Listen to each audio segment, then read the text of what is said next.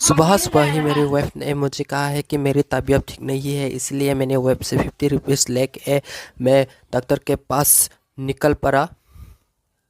अब मुझे जाना है बाइक से। चलिए गैस, मेरे साथ बाइक से चल रहे हैं। उसके बाद देखिए गैस, मैं पहुंच गया फार्मेसी पर और मैंने माथा वीक का टेबलेट ले लिया। वो मेरे पार्टनर था, जो भी वहाँ फार्मेसी का मालिक मेरा दोस्त था। गैस आ गया मैं फिर से घर की तरफ।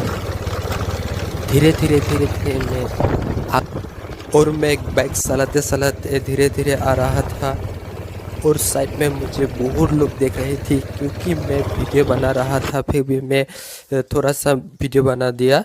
और ये देखिए मेरे वाइफ का टेबलेट। और उसके बाद मैंने मेरी बेटी से मैंने थोड़ा खेल खुश कर लिया।